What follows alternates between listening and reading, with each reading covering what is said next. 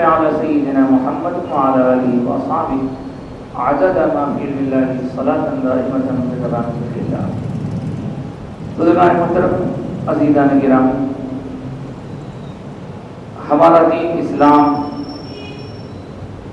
ہمارے لیے زندگی میں ہر موڑ پر رہنمائی کرتا ہے.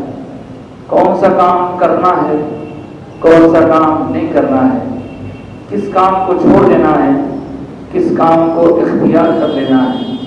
ان سب باتوں کی ہمیں تعلیم اسلامی شریعت میں ملتی ہے. اور اسلامی شریعت بنی کیسے، اس کام کا کرنا ہے، اس کام کا نہ کرنا ہے، یہ معلوم کیسے ہوگا. میں اپنے سے سوچوں گا کہ ایسا ہوگا، ایسا ہو سکتا ہے، ایسا شاید ہو.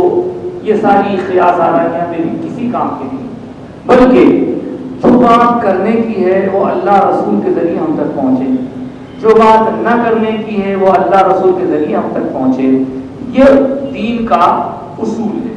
اور اللہ تعالیٰ کی بات رسول پاک صلی اللہ علیہ وسلم تک کیسے پہنچتی تھی تو آپ کو معلوم ہے، وحی کے ذریعے.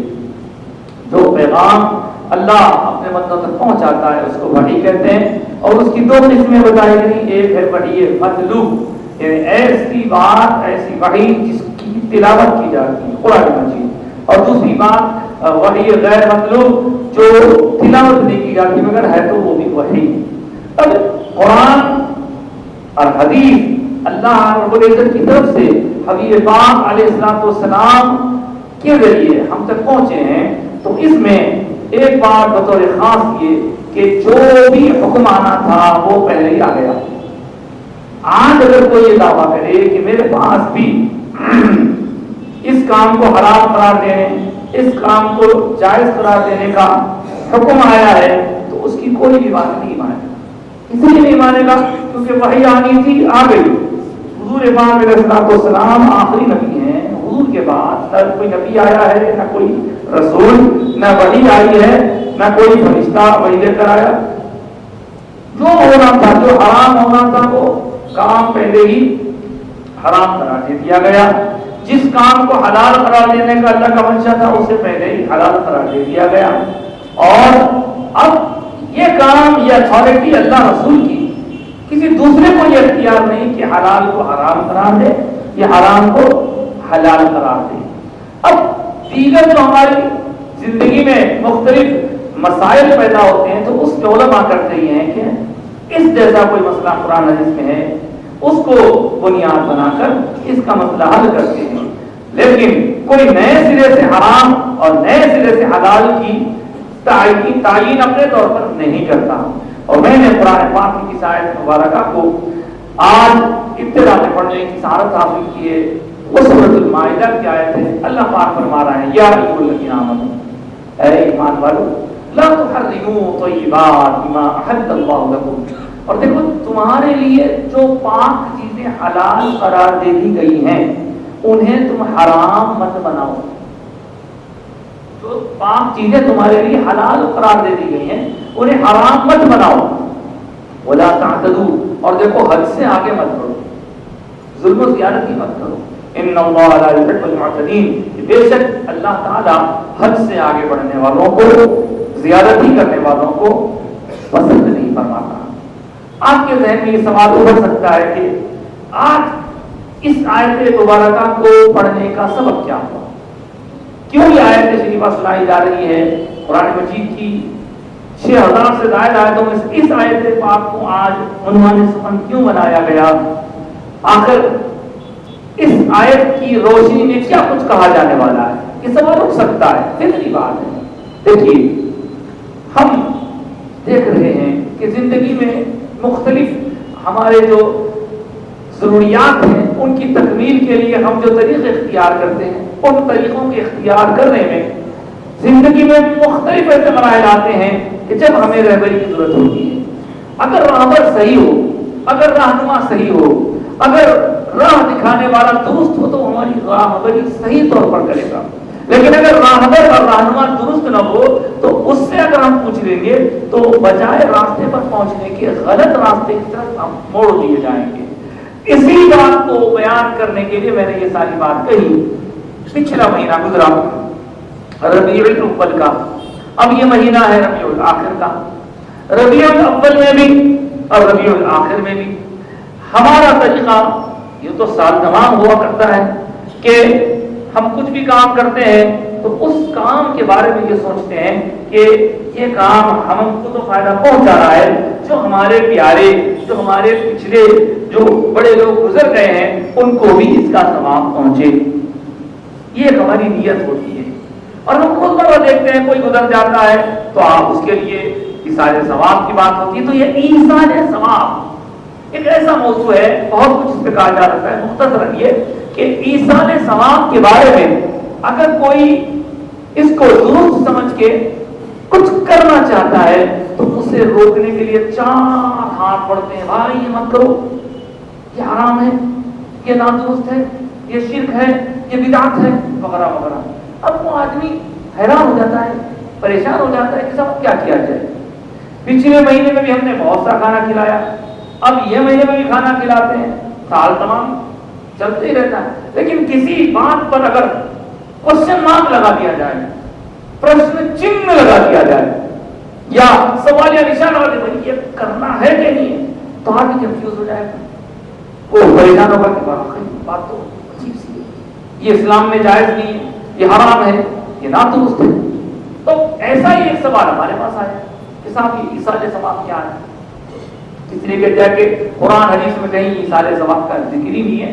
ایصال ثواب کرنا کوئی معنی نہیں رکھتا، سب بیکار باتیں ہیں. جو کرنا ہے زندگی میں کرنا، زندگی ختم ہونے کے بعد کسی کو کچھ بھی فائدہ نہیں پہنچ سکتا.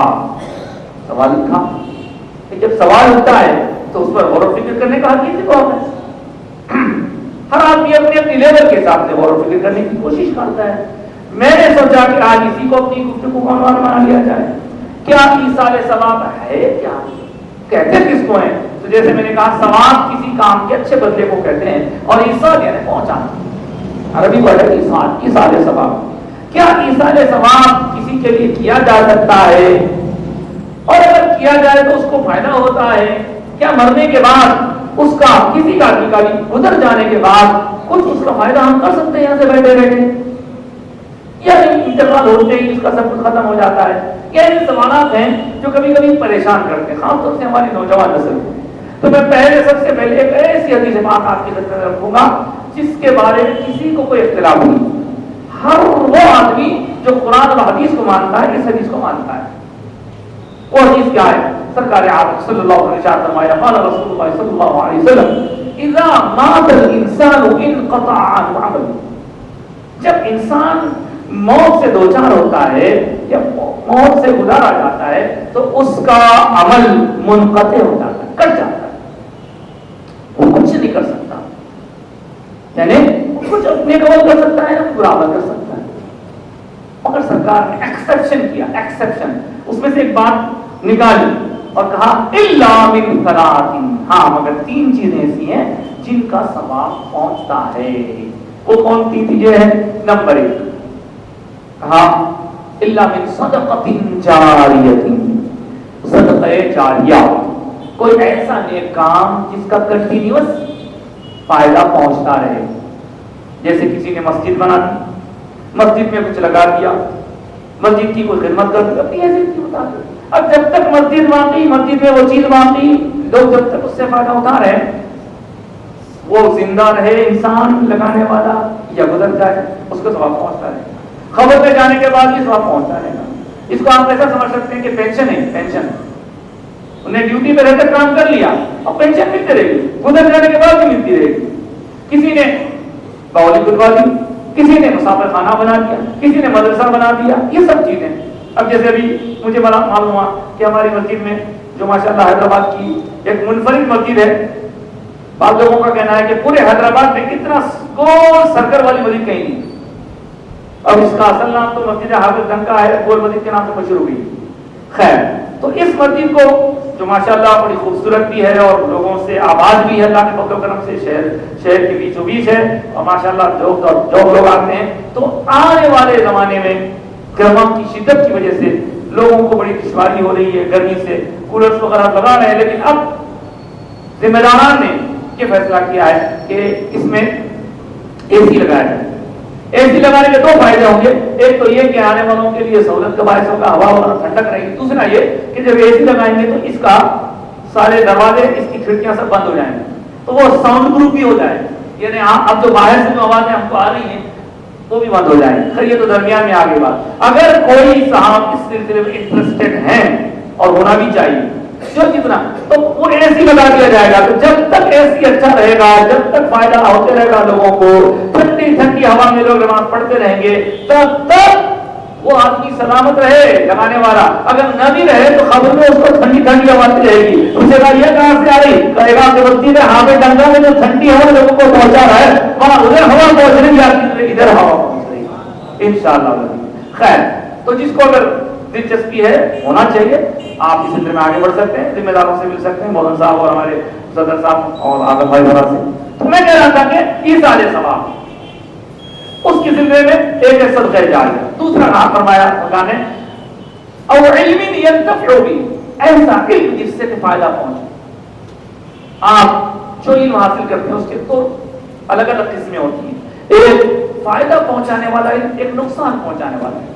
جو فائدہ پہنچانے والا علم ہوتا ہے اس کو علم نافع کہتے ہیں، عربی میں۔ اس فائدہ پہنچانے والے علم کا فائدہ پہنچتا ہی رہتا ہے۔ میں نے اگر آپ کی خدمت میں کچھ قرآن اور حدیث پیش کی تو مجھے پیدائشی طور پر یہ معلوم نہیں تھا، میں نے کسی سے سیکھ کر پڑھی، آپ کے سامنے سنا یہ بات ہے، اور مجھے جن لوگوں نے سکھایا انہوں نے بھی کسی سے سیکھا تھا۔ اب میرے سکھانے والے الحمدللہ سلامت ہیں، اللہ ان کو سلامت رکھے، ان کے سکھانے والے وہ دنیا میں موجود نہیں ہے۔ میری یہ خدمت اگر اللہ قبول فرما لے تو میری خدمت بھی قبول، اور میری خدمت میں اس ثواب میں میرے بزرگوں کا بھی حصہ اور ان کے ان اساتذہ کا بھی حصہ۔ اب وہ اگر خدا نخواستہ گزر گئے ہیں، جانا تو سب کو ہے، اور اگر خبر میں ہیں تو ان کی خدمت میں تحفہ پیش کیا جا رہا ہے اور کہا جا رہا ہے کہ یہ آپ کے لیے ثواب کا تحفہ۔ وہ اگر پوچھیں کہ بھئی یہ تحفہ میرے پاس کہاں سے آیا، تو بتایا جائے گا کہ آپ کے شاگردوں کے ایک شاگرد نے ایک کوشش کی ہے، اس کا ثواب یہاں تک پہنچ رہا ہے۔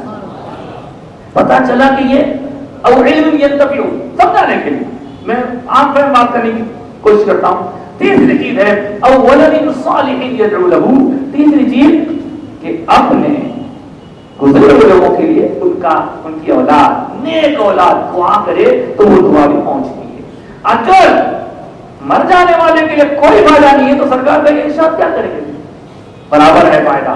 بہت سی حدیث ہیں، اور یہاں سے یہ بات بھی معلوم ہوئی کہ اے زندگی گزارنے والوں، ہم بھی اس میں شامل ہیں، کہ جانے سے پہلے ہم دنیا میں رہ کر تو بہت فیوچر پلاننگ کی باتیں کرتے ہیں، جانے سے پہلے وہاں فائدہ پہنچے اس کے لیے فیوچر پلاننگ یہ کرو کہ اپنی اولاد کو نیک بنا کے چھوڑو، وہ نیک ہوگی اور دعا کرے گی تو ہماری خبر میں بھی ثواب پہنچے گا۔ اگر ہم بچوں کی تربیت کی طرف توجہ نہیں دیں گے، ان کے ناچنے کو خوش ہوں گے، ان کی بے حیائی کو خوش ہوں گے، تو پھر وہ بے حیائی کریں گے تو ہمیں کیا ثواب پہنچے گا، وہ ناچیں گے تو ہمیں کیا ثواب پہنچے گا، اور وہ بری بری حرکتیں کریں گے تو ہمیں کیا ثواب پہنچے گا۔ تو ہم مرنے سے پہلے اپنی اولاد کو سکھا دیں، اور ان کو یہ بھی سکھا دیں کہ میاں جب تم بڑے ہو کے تمہاری اولاد ہو کہ تم بھی ان کو ایسے سکھانا۔ خیر یہ تو ہوگی ایصال ثواب کی متعلق۔ ایک اور بات، حضور پاک علیہ الصلوۃ والسلام کی شریعت نے ایک جنازے کی نماز دی، اگر مر جانے والے کے لیے فائدہ ہی نہیں ہے، فائدہ نہیں ہے تو یہ دعائیں مغفرت کیوں، یہ جنازے کی نماز کیوں؟ نماز جنازے میں کیا کرتے ہیں، اللہم اغفر لحینا، چلیے ٹھیک ہے اللہ بخش دے جو ہمیں زندہ ہے، اوکے، وہ میتینا بھی بول رہے ہیں تو ہمیں مر گئے سوالوں کو اگر فائدہ نہیں پہنچتا تو یہ دعا کیوں کرائی اللہ نے؟ پتا چلا دعا اس لیے کرا رہا ہے کہ فائدہ پہنچے گا۔ اور بعض روایتیں ایسی بھی ہیں جن کو ہر کوئی نہیں مانتا، ہم تو مانتے ہیں، یہاں تک لکھا ہے کہ بعض لوگ قیامت کے دن کل اٹھائے جائیں گے تو وہ دیکھ کے حیران ہوں گے کہ ان کے اوپر سے سارے گناہوں کا بوجھ ختم ہو جائے گا۔ حالانکہ جب وہ قبر میں گئے تھے تو بہت گناہ ان کے سر پر تھے، لیکن قبر سے نکالے جائیں گے قیامت کے دن تو وہ سارے بوجھ سے ہلکے ہوں گے۔ پوچھا جائے گا کہ یہ کیا بات ہے، تو کہا جائے گا کہ تمہارے مرنے کے بعد تمہارے لیے جو دعائیں ہوئی اللہ نے ان دعاؤں کو قبول فرمایا، تمہارے گناہ مٹ گئے۔ جاتے وقت خبروں میں گناہگار بن کے گئے تھے، اٹھے تھے گناہوں سے پاک بن گئے۔ مغفرت کی دعا کی سارے ثواب حق ہے، 1400 سال سے حق ہے۔ آج کا انسان اگر اپنے گھر کو الٹ پلٹ باتیں کر کے اس کو ناحق بتانا چاہے تو اس کی اپنی سمجھ کو درست کرنے کی ضرورت ہے. اسی طرح یہ 11ویں میں جو کھانا کھلائے, وہ 12ویں میں جو کھانا کھلائے وہ حرام ہے. تو حرام کیسا ہو گیا؟ کھانا تو کھانا ہی ہے, حرام نہیں, وہ حرام ہے. ہم نے پوچھا بھائی حرام کہاں سے ہو گیا؟ کہنے لگے کہ حرام قرآن آیت سے. ہم نے پوچھا الحمدللہ قرآن کا اللہ نے ہم کو بھی حافظ بنایا, تو بتایا تو صحیح کون سی آیت ہے. کہنے لگے کہ وہ سورہ بقرہ میں آیت ہے, سورہ نحل میں آیت. اچھا سمجھ لو. وہ کہنے لگے کہ انما حرم علیکم المیتۃ والدم ولحم الخنزیر وما اہل بہ لغیر اللہ, کہ فقط تمہارے لیے حرام قرار دے دیا گیا ہے مردار جو چیز ہے وہ حرام ہے, اور خون حرام ہے, اور خنزیر کا گوشت وہ حرام ہے, خنزیر حرام ہے. اس کے بعد بتایا گیا وما اہل بہ لغیر اللہ. 1400 سال سے جن لوگوں نے ترجمہ الگ کیا تھا, عربی میں الگ سمجھا تھا, آج بھائیوں نے اس کو الگ طور پر پیش کر کے اپنے لیے خود مصیبت کھڑی کی. آپ کہیں گے وہ کیسے؟ ابھی بتاتا ہوں آپ کے ساتھ. اس کا مطلب اہل بہ لغیر اللہ, جس چیز پر ان کے حساب سے, ہمارے بھائی کے حساب سے, جس چیز پر غیر اللہ کا نام پکارا جائے وہ حرام ہے. جس چیز پر غیر اللہ کا نام پکارا جائے وہ حرام ہے. اب غیر اللہ کیا ہوتا ہے؟ ہمارے علماء کے فرماتے ہیں غیر اللہ کا مطلب اللہ کے سوا کسی کو خدا ماننا, وہ غیر اللہ ہے. اب وہ بھائیوں کے حساب سے اگر دیکھا جائے تو ادر دین اللہ کے سوا, اللہ کے سوا کسی کا نام لیا جائے تو ان کا کہنے کا مطلب یہ ہے کہ جس چیز پر اللہ کے سوا کسی اور کا نام پکارا جائے وہ حرام, جس پر کسی کا نام لے لیا جائے وہ حرام. تو ایسا اگر ہوگا تو بہت مصیبت ہوگی. آپ اس مصیبت کا اندازہ کیجئے, جس پر اللہ کے سوا کسی اور کا نام پکارا جائے وہ حرام. یہ کہہ دیا گیا. میں کھا رہا تھا کھانا, کسی نے مجھ سے پوچھا بھائی یہ کھانا کہاں کا ہے؟ میں نے کہا چاند بھائی کے بیٹے کا ولیمہ ہے. تو چاند بھائی ان کے بیٹے دونوں بھی غیر اللہ ہیں, اور میرا ولیمے کا کھانا حرام ہو گیا آپ کے حساب سے. اسی طرح سارے کھانے حرام ہو جائیں گے, ولیمے حرام ہو جائیں گے, شادیاں حرام ہو جائیں گی, رسماں حرام ہو جائیں گے. اس کے بعد اور ایک چیز, ہمارے گھروں میں آج کل گیہوں نہیں آ رہے ہیں, ڈائریکٹ آٹا آ رہا ہے پیسا ہوا, اور آٹا بھی برانڈیڈ آ رہا ہے. وہ برانڈیڈ آٹے کے اوپر نام لکھا ہوتا ہے آشیرواد, یہ اللہ کا نام تو نہیں ہے. اگر اسی طرح کسی کھانے کی چیز پر نام پکار دیا جائے اور نام پکارے جانے ہی سے اگر حرام ہو جائے تو پھر آشیرواد نام کا آٹا بھی حرام. پینے کی بات آئے تو آپ بسلری پیتے ہیں, آپ لمکا پیتے ہیں, وہ پیتے ہیں, پانی پیتے, ٹھلے پیتے ہیں, وہ پتہ نہیں کیا کیا پیتے ہیں, ہر ایک پر نام لکھا ہوا ہے. اور یہ جتنے بھی نام ہیں اللہ کے نام تو نہیں ہے, اس طرح سے حرام ہو جائیں گے. مسافر اصل کیا ہے؟ یہاں اصل یہ بتایا گیا کہ جب کبھی کسی جانور کو, بہت اہم بات ہے نوجوانوں سے, کسی جانور کو, اور وہ بھی حلال جانور کو, جانوروں میں بھی حلال حرام دو کیٹیگریز ہیں, حلال جانور کو ذبح کرتے وقت میں بسم اللہ اللہ اکبر کے سوا کچھ اور پکارا جائے تو وہ حرام ہو جاتا ہے. ہم کو الا بہ لغیر اللہ کا سارے مفسرین نے یہ ترجمہ کیا, یہ اس کا مفہوم بتایا کہ کاٹتے وقت, کیونکہ مکے میں جو کفار رہتے تھے وہ اپنے ذبیحے اللہ کے نام سے نہیں کاٹتے تھے, وہ بتوں کے نام سے کاٹتے. بسم اللہ والعزیٰ ہوتے, لات عزیٰ بتوں کے نام, اور ان کا مقصد تھا کہ لات اور عزیٰ خوش ہونا, تو کاٹتے وقت کہتے بسم اللہ والعزیٰ, لات اور عزیٰ کے لیے کاٹا جا رہا اس کے نام سے, تو یہ حرام. بسم اللہ اللہ اکبر یہ حلال. کون سا ایسا مسلمان ہے جو جانور کو کاٹتے وقت بسم اللہ اللہ اکبر نہیں کہتا؟ مرغی کاٹیں یا کچھ بھی کاٹیں. اب یہ اور بات ہے کہ مرغی کاٹنے والے بعض حضرات ایک ہاتھ سے پکڑے چلاتے رہتے, ان کا منہ بھی چلتے رہتا, آرم جارم لا جا کھا پی گالیاں بھی چلتے رہتے, وہ ایک الگ قصہ ہے. لیکن اللہ کے سوا کسی اور کا نام لے کے کوئی, مجھے بتائیے کوئی ایسا آدمی پکڑ کے لائیے جو یہ کہہ رہا ہے یا غوث سے اعظم تصویر کاٹا, اگر کاٹا تو سب سے پہلے اس حرام بولنے والا میں رہوں, اس کو حرام بولنے والا میں رہوں گا. لیکن ہر کوئی بسم اللہ اللہ اکبر کہتا ہے, اور جو بسم اللہ اللہ اکبر کہہ کے کاٹا جائے جانور, حلال جانور وہ حلال ہے. جس کو اللہ نے حلال قرار دیا, ہم کون ہوتے حرام قرار دینے والے؟ اس طرح یہ 11ویں, یہ 12ویں, یہ ہے کیا؟ کچھ بھی نہیں ہے صاحب, یہ اللہ کے دیے ہوئے جو نعمتیں ہیں ان کو کھانے کے لیے خود کھانے کے ساتھ ساتھ، اب دیکھیے ایک چھوٹی سی بات میرے دماغ میں ایک سوال آتا تھا ہمارے گھر میں بچپن سے دیکھا ہم نے کہ جب کوئی نیا موسم آتا، نئے موسم کا نیا پھل آتا، جیسے سیتاپھل نکلے شریف ہے یا آم نکلے، تو ہمارے امی جان اللہ سلامت رکھے صحت مند رکھے وہ کہتی بیٹے ابھی مت کھاؤ. ہم کیوں؟ تو پھر ابھی پہلی مرتبہ ہے، یہ موسم میں پہلی مرتبہ آیا ہے، اس پر فاتحہ دیتے. اب بول گئے مصعب آپ بھی فاتحہ والے، الحمدللہ فاتحہ والے، فاتحہ دیتے. ہم سمجھتے نہیں تھے یہ پہلے فاتحہ کیوں دلائی جاتی ہے؟ پہلے آم آ جائے فاتحہ، پہلے شریف آ جائے فاتحہ، تربوز آیا فاتحہ، خربوز آیا فاتحہ، ہم یہ فاتحہ تو بولے بعد میں سمجھ آ جائے.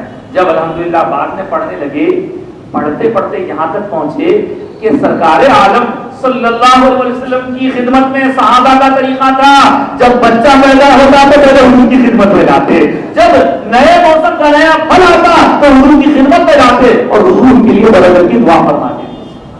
اب ہم وہاں تو نہیں جا سکتے، نام تو لے سکتے. یہ ایک انداز ہے، اس کو فرض نہیں قرار دیا گیا. یہ کوئی نہیں کہا کہ آپ ایسا ہی کیجئے، اپنا اپنا طریقہ. لیکن جو چیز جائز ہے، جو چیز حلال ہے، اس کو اپنے طور پر حرام بنا لینا یہ خود آپ کے لیے مصیبت ہے. آپ نے جو مسئلہ بتایا اس مسئلے کے حساب سے آپ کے لیے ہر پروڈکٹ حرام ہو جائے گا. ہمارے لیے تو نہیں ہے، ہم تو نہیں مانتے. ہمارے تو ہمارے علماء بتاتے ہیں کہ بھائی اللہ کا نام یقیناً ذبح کرتے وقت. اور دیکھیے یہ 11ویں کیا ہے، فرض چیز بھی ہے، لیکن اس میں فائدے کیا فائدے ہیں؟ سرکار کا ارشاد اطعموا الطعام، کھانا کھلاؤ، پیٹ بھرو صاحب دعا نہیں کرتی. ٹھیک ہے. اور کہا نہیں 11ویں شروع کہاں سے بھی بدعت ہے. دیکھیں اس طرح کے سوالات کرنا الٹے سیدھے یہ بدعت ہے. آیات قرآنی کا الٹا سیدھا ترجمہ کرنا یہ بدعت ہے. اور بھائی خود بھی رہتی ہیں دوسروں کو بھی رہتی بول رہے ہیں. الحمدللہ اللہ کا فضل ہے کہ اللہ نے ہمارے جیسے گناہگاروں کو بزرگوں سے جوڑ دیا ہے. یہ پیرانے پیر کا نام لیا جاتا ہے. یہ کون ہے پیرانے؟ کیا کیا انہوں نے؟ صحابی ہیں؟ نہیں صحابی نہیں. 400 سال بعد 460 سال بعد پیدا ہوا اور آپ جب تشریف لائے تو آپ کے ذریعے اللہ نے دین کا کام لیا، کیونکہ سرکار آخری نبی ہے، کوئی اور نبی سرکار کے بتانے والے نہیں. تو اب اس امت میں مختلف نبی آتے رہے، مختلف ولیوں کو اللہ بھیجتا رہا. نبیوں کا سلسلہ حضور پر ختم، کوئی نبی نہیں سرکار کے بعد، کوئی نبی نہیں. جتنا آنا تھا سب سرکار سے پہلے آ. تو حضور پیران پیر سیدنا شیخ عبد القادر جیلانی کی شان یہ بتائی گئی کہ آپ نے علم حاصل کیا، عبادتیں ریاضتیں کی، لیکن کبھی لوگوں کے سامنے آ کے کچھ بیان نہیں کیا. ایک بار خواب میں رسول پاک صلی اللہ علیہ وسلم تشریف لائے، تاکہ فرمائے اے عبد القادر تو لوگوں کے درمیان بات بیان کیوں نہیں کرتے؟ عرض کیا حضور یہاں بڑے بڑے عرب فصحاء علماء ہیں، بلی زبان بولنے والے، اب ان کے سامنے میں کیا بولوں؟ میں اپنے آپ کو تھوڑا بولنے کے لیے ہچکچاہٹ محسوس کرتا ہوں. آقا نے فرمایا دیکھیے یہ خواب کا واقعہ ہے، اور خواب کے متعلق بخاری شریف کی حدیث ہے. سرکار نے ارشاد فرمایا جس نے مجھے خواب میں دیکھا اس نے حقیقتاً مجھے ہی دیکھا، کیونکہ شیطان میری صورت نہیں بنا سکتا.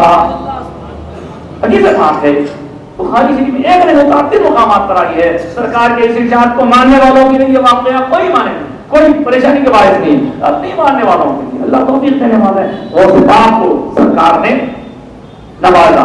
کیسے نوازا؟ فرمایا منہ کھول. حضور کے ارشاد پر حضرت پیران پیر نے منہ کھول دیا. سرکار نے اپنے لعاب دہن شریف سے سرفراز فرمایا. اب جب آپ کو سرفراز فرمایا کہا بیٹے اب بولو. اس کے بعد پیران پیر بولنے لگے.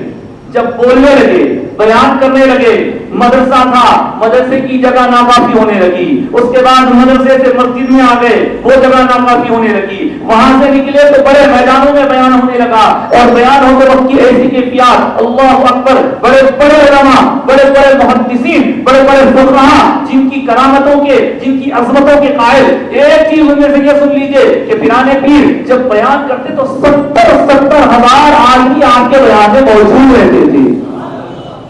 سبحان اللہ تو بول دیے.